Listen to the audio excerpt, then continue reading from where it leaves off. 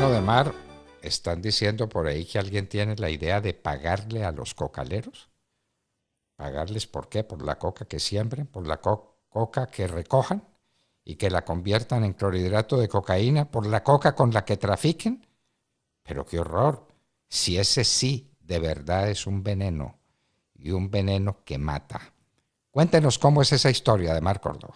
Pues doctor Fernando, aquí con mi buena taza de café, qué delicia este café a esta hora del día, Ave María, una buena cae taza como de del café cielo. colombiano. Cae como del cielo y gracias a la Federación Nacional de Cafeteros de Colombia y a los cafeteros del país a quienes les mandamos el más estrecho abrazo.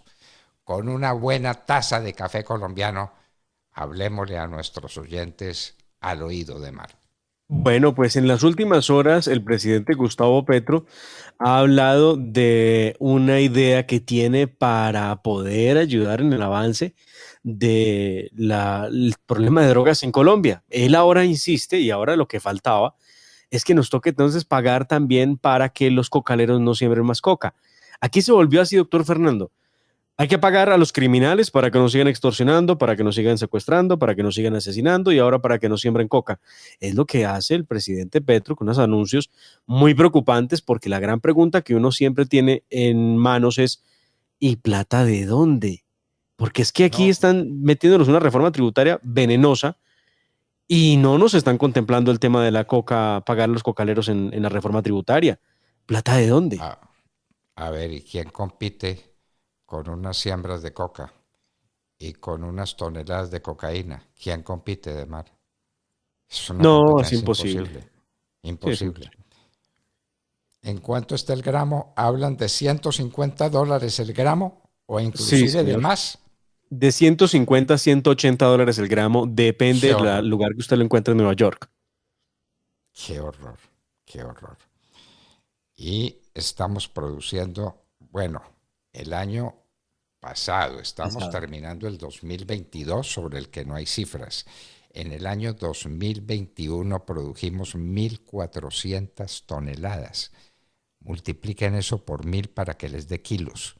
El resto multiplíquelos por otros 1.000 para que le dé gramos. Y multiplíquelos por 150. ¿De qué estamos hablando? De los ricos, de los poderosos, de los que tienen todo el dinero del mundo. ¿A esos hay que pagarlos para que dejen el negocio? Por favor. Pues sí, esta es la propuesta que ha hecho Gustavo Petro en las últimas horas. Vuelvo y repito, con plata, ¿de dónde, por favor? Y es que vamos a terminar pagando una extorsión por todas partes. Aquí está la voz del presidente Petro hablando de pagar entonces para que nos sigan sembrando coca. En lugar de sustituir un cultivo por otro, ¿cierto? Difícil, porque entonces que el cacao y entonces cómo sacamos el cacao, etcétera, sustituyamos el cultivo de hoja de coca por la selva y pagamos. Estamos dispuestos a crear un fondo público, un fondo de la nación, abierto al mundo, financiado en primerísimo lugar por el presupuesto nacional, es decir, que los hijos pueden seguir allí y podríamos pensar en los nietos con un objetivo, en primer lugar, que la selva vuelva a crecer. Y entonces vamos a crear un fondo común con plata, obviamente, de los contribuyentes, que vamos a competir con los precios en el mercado de la coca y de la cocaína, que son impagables. Y no creo pues que vayan a dejar el negocio por 3 pesos, que será lo que podemos dar entre todos para que nos siembren coca. Pero además, se hablaba, doctor Fernando, de 90.000 familias cocaleras. Hoy no sabemos ya en cuántas vamos. Seguro que por ahí pasamos hace mucho tiempo y la gente sabe que un incentivo para poder vivir o sobrevivir en Colombia, pues es sembrar coca. A fin de cuentas es un gana-gana. Gana porque vende y produce el producto y gana porque el Estado entonces se lo va a comprar o le va a pagar a usted para que nos siga sembrando. En menor proporción, pero le va a pagar. Ahora, Se está pues, lo que nos faltaba. acabando, de Mar, se está acabando el año 2022 y no hay cifras sobre producción de coca, sobre áreas sembradas, sobre la producción de clorhidrato de cocaína. No hay cifras, no hay cifras, hay cifras de 2021. Eso fue hace un año. Es que ya estamos a finales de 2022 y no sabemos de qué tamaño es el enemigo. El enemigo es de un tamaño sencillamente colosal, porque es el enemigo más rico que hemos tenido en toda la historia independiente de Colombia. ¿Dónde están los ricos de Colombia? Alrededor de la cocaína. Pero qué duda cabe, qué duda cabe. Hagan la multiplicación. Una tonelada por 1000 le da kilos. Por otros 1000, es decir, por 1.000.000 le da gramos. Por 150, imagínense cuánto es. ¿Cuánto es lo que reciben los cocaleros, los de Colombia? Los de Colombia. Bueno, entonces, manéjelos pagándoles dinero para que hagan qué. En fin. Bueno, Demar, el alcalde de Medellín no está gobernando para este año cuando es su mandato, sino que está gobernando para el año 2035. Eso ya lo mencionamos en algún momento, pero es gracioso, ¿no? Pues es que así ocurrió y entonces él hizo el anuncio, dijo que a partir del año 2035 no iba a haber carros funcionando en Medellín que se movieran con combustibles fósiles, con gasolina. Firmó el decreto este fin de semana y pues el gran hecho político, pero de verdad que cree la gente idiota, ¿no? Cree la gente boba. Cree que porque él lo firmó entonces en ínfulas de dictador, nadie va a reformar o nadie va a derogar el decreto que evidentemente es inconveniente, golpea los sectores de venta de vehículos, golpea a los ciudadanos, que doctor Fernando, no van a tener con qué comprar un carro, un vehículo que sea movido con energía eléctrica. Es que se les olvida ese pequeño detalle. La diferencia entre un carro normal de combustible, gasolina o diésel respecto de uno eléctrico es enorme en su precio, doctor Fernando. Por más que uno quisiera muchas veces pensar de esa manera, los costos son muy altos y poder comprar esa energía verde cuesta mucho dinero. No es fácil acceder a esa tecnología, pero aquí ya resolvió con un decreto que en el 2035 no habrá vehículos como si en el 2035 él fuera alcalde de la ciudad de Medellín. Es que ese es el problemita. Independientemente de que eso sea caro, de que no sea caro, son 12 años. Y a la velocidad a la que va el mundo, a la velocidad de los avances tecnológicos, a la velocidad que tienen las circunstancias actuales, ¿cómo le parece? Gobernando para el año 2035. El señor no sabe cuándo lo eligieron y por qué periodo lo eligieron alcalde de Medellín. Bueno. 2035, dentro de 12 años. Por favor. Se chifló el alcalde de Medellín. Definitivamente, hace rato el que dice que salen unos poquitos a marchar. A propósito de marchas, sábado maravilloso ver al país marchando, doctor Fernando, marchando en paz, marchando con tranquilidad, haciéndole homenaje a los hombres del ESMAD que estaban aquí en el centro de Bogotá, aquí arribita, en el Parque Nacional, apostados, les aplaudieron, les felicitaron, otros les regalaron cajitas de jugo. Qué cosa tan bella la forma de respetar y de querer a nuestra Policía Nacional. Quienes estuvieron obviamente presentes en la marcha, por supuesto, porque tienen que preservar el orden público, pero pues, en este tipo de marchas, ya van 2 con esta, no se ha necesitado tener gente apostada en todas las esquinas porque la gente se comporta muy bien. Y viene otra marcha, que será la tercera, el próximo 29 de junio, el sábado que llega, contra la reforma tributaria. ¿29 de junio? Perdóneme, de junio, Dios santo, de octubre, no sé por qué terminé pensando en junio, de octubre, 29 de octubre, próxima marcha. La del sábado multitudinaria, conmovedor. Bogotá tuvo un clima terrible el sábado en la tarde, terrible. Pero la Plaza de Bolívar se llenó de sombrillas y la gente, no importa, al sol y al agua, ahí estuvieron firmes con su sombrilla en la mano, rechazando las propuestas de las petrorreformas de Gustavo Petro. Así que felicitaciones a todos los colombianos que salieron y alístense porque viene la próxima marcha. Hablando de marchas, ya se habla de la marcha del petrismo en apoyo a Gustavo Petro. Bueno, entonces apoyen a Gustavo Petro, pero Gustavo Petro no es candidato de nada. Gustavo Petro es el presidente. ¿Qué le quieren apoyar a Gustavo Petro? ¿Qué le quieren apoyar? Que van a salir a felicitarlo por los primeros 100 días de gobierno. Lo harán el 15 de noviembre, cuando se cumplen los 100 días, y al respecto y en medio de las marchas que dice el petrismo no los afecta en nada, pues escuchamos al presidente de la República expresarse de esta manera. Escuchen ustedes. Solo ganando el espacio de la multitud es que es posible el cambio. Solo el pueblo puede producirlo en realidad. Si esa legitimidad aflora en todo el territorio colombiano a través de ríos de gentes que salgan a apoyar no solamente las reformas, las transformaciones, sino que salgan a construir como dueños y dueñas de Colombia su propio país, que se apropien del poder, es lo que estoy invitando. Y entonces, de esta forma se organizarán las marchas en Colombia, supuestamente por cuenta del apoyo a Petro. Que se apropien del poder.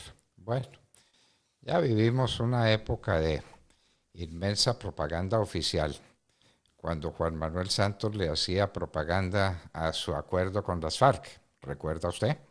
Lo que fueron aquellos ríos de publicidad y de dinero y la cantidad de discursos, los de él, los de sus compañeros de empresa, y así les fue. Perdieron contra el pueblo, que no estaba dirigido por nadie. Era el pueblo el que salía a la calle a decir no, y dijo no, y ese no se respetó. Bueno, la triste historia compuesta entre otros por los que salieron a negociar lo que era innegociable. Un no del pueblo no se negocia. Ayer vivimos una nueva jornada de protestas, de violencia por cuenta de los que se dicen primera línea en el sector del Portal de las Américas en Bogotá. Como siempre, toda manifestación de estos sujetos encapuchados con piedras y otros objetos en sus manos no son en absoluto pacíficas, son muy violentas, e hizo presencia en medio de todo esto el viceministro del Interior, Gustavo García, quien estuvo montado en una tanqueta y luego de conversar con los de primera línea que habían sido capturados, 2 de ellos logró que los bajaran, les quitaran las esposas y quedaran en libertad. A propósito del hecho, inmediatamente todos, a través de las redes sociales, empezaron a cuestionar la actitud del viceministro, del que se dice, pues, extralimitó su función pública, inclusive prevaricó, en la medida en que había hecho algo que no está dentro de su órbita de competencia. El servidor público solo podrá hacer lo que la Constitución y la ley y el reglamento le permiten. En este caso no está lo de ayudar a que suelten miembros de primera línea. La policía dijo que no había sido distinto el asunto a que no habían encontrado elementos probatorios que permitieran mantener la captura. Vaya razón bien rara la que da la policía.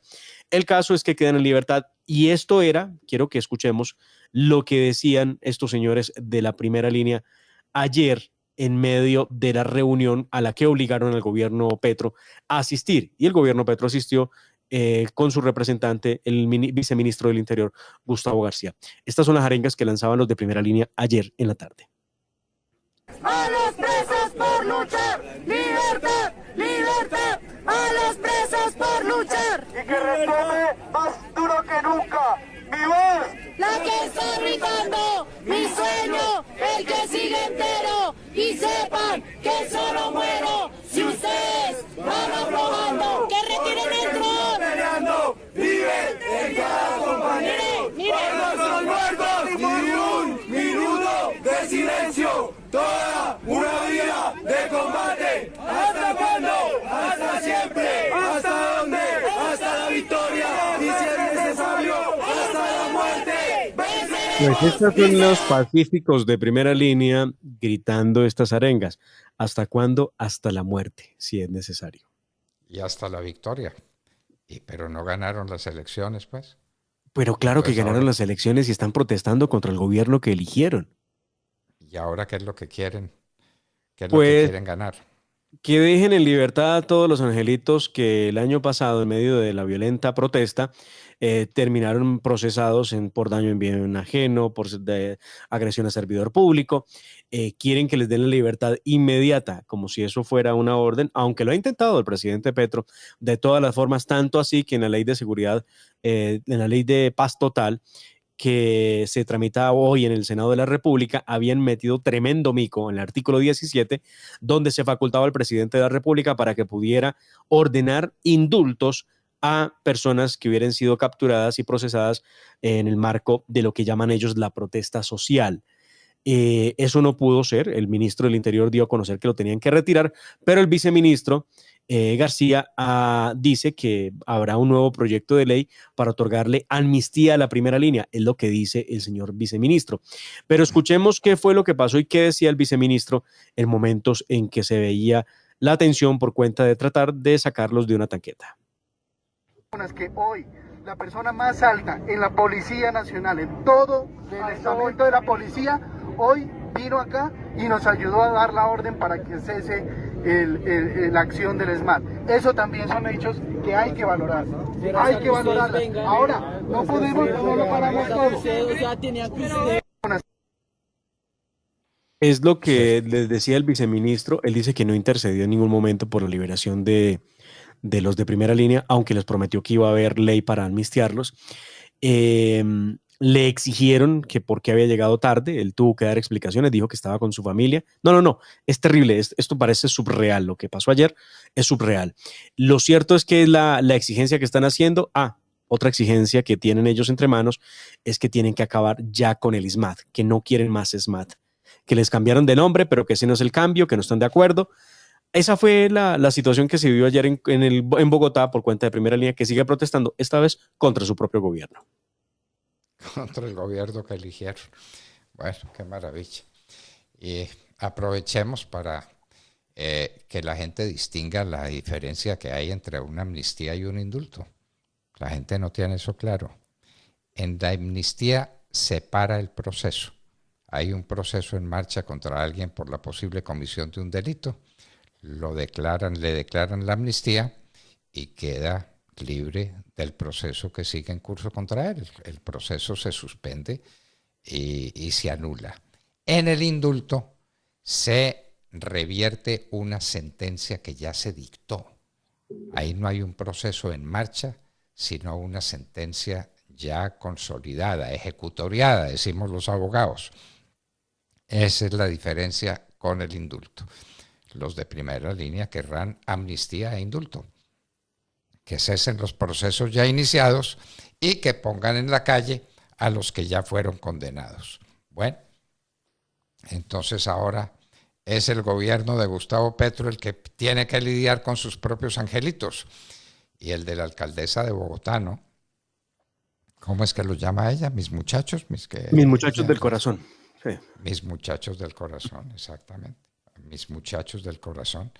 Y a los muchachos del corazón indígenas que atacaron a la gente y a la policía, que destruyeron los vitrales del edificio de Avianca, ya lo soltaron, ¿verdad? Lo soltaron a todos.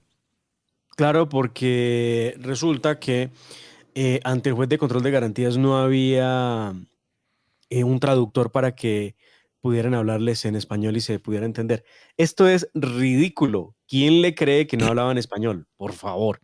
Pero pues ellos son vivísimos y entonces dijeron que no, que solo hablaban en lengua. Entonces, al hablar solamente su dialecto, su lengua, pues entonces no pudo adelantársela y ya, quedaron en libertad. Fin de la historia. Parece que no son buenas las relaciones al interior de los consejos de ministros de Petro, ¿no? Que no son fáciles, que están agarrados entre ellos mismos a la hora de los consejos de ministros y que Petro guarda silencio, no dice una palabra. ¿Qué es lo que está pasando ahí, Damar? Pues lo que hemos sabido es que en las reuniones que hay al interior del Consejo de Ministros cada semana en Palacio, las cosas no van bien. El ministro José Antonio Campo y la ministra Cecilia López son los dos más curtidos ministros que tiene el gobierno Petro. Lo mismo con el ministro de Industria, Comercio y Turismo. viven enfrentados al parecer a los demás ministros, sobre todo a las ministras de Ambiente y la ministra de Minas y Energía. No hay un buen ambiente. Se dice que Gustavo Petro asiste obviamente a los consejos de ministros, que él toma nota, pero no entra en las discusiones, al punto que se ha dicho que inclusive alguno de estos ministros se ha levantado de la mesa con palmada en el escritorio diciendo no más, respecto a algunas expresiones que dan las ministras, que no sé si sería la de Ambiente o si sería la de Minas, cualquiera de las dos, en medio de las discusiones. Viven agarrados de la mecha, es lo que nos cuentan muy al oído en los consejos de ministros. Y algunos ministros que no tienen ni idea dónde están parados, como el ministro de Justicia, por ejemplo. Pobrecito, pero es que no sabe dónde está parado, ni para dónde va, ni de dónde viene. Es el caos total el que se sigue. Bueno, muy bien. Y Demar, ya se aprobó el presupuesto nacional, ¿no es cierto? Sí, señor, se aprobó el presupuesto nacional. Lo único que queda por averiguar es de dónde saldrán los 400 y tantos billones de pesos que componen el presupuesto de gastos, porque hacer un presupuesto de gastos es muy fácil. El problema es hacer un presupuesto de ingresos y que los ingresos se obtengan. Y esa es la gran pregunta. Aquí saben hacer presupuesto de gastos, pero no de ingresos, evidentemente. Se duplicó la inversión para el agro que pues, había propuesto el presidente Iván Duque tratando de mantener un balance. Se eliminó alguna parte de recursos a los militares y el equipo antiaéreo. Eso no le importa al presidente. Se canceló toda construcción de nuevas cárceles en Colombia. El presupuesto que había dejado el presidente Iván Duque era por 391,4 billones de pesos y el presidente Petro lo subió a 405,6 billones de pesos. 253 billones de pesos para funcionamiento, 78 billones de pesos para pagar la deuda, 74 para inversión, que es lo que usará para sus programas o los programas de gobierno que había planteado y con los que seguramente va a repartir subsidios, que es lo que han anunciado todo el tiempo. ¿Subsidios a quién? ¿Subsidios a quién y de dónde y cómo? Recuerde que hay que pagar, en la idea del presidente Petro, dice el rescatar de la criminalidad a los jóvenes que están inmersos en bandas criminales para darle a cada uno de esos la módica suma de 800,000 pesos para que no sigan delinquiendo, entre otros. Y además cumplirle el acuerdo. 800,000 pesos mensuales. Mensuales, sí, señor. Bueno, muy bien. Y más los 500,000 pesos mensuales para los de tercera edad que no tienen una pensión. No, esto va a ser carísimo. Él sabe muy bien cómo gastar plata, pero obviamente no la de él, la de los demás. Pues tampoco sabe cómo gastarla porque gastar la plata a tiempo y bien gastada y bien invertida tiene también sus bemoles, ¿no? Eso no es tan sencillo. Pero en fin, 405 o 410 billones de pesos. 405. Bueno, ¿de dónde van a salir? ¿Quién los va a poner? ¿De dónde van a aparecer los recursos suficientes para eso? Esa es la gran pregunta que nos hacemos en momentos en que a Petro le tocó el día feliz, porque están haciendo recaudos enormes, recaudos que no se habían visto, gracias a que aparecieron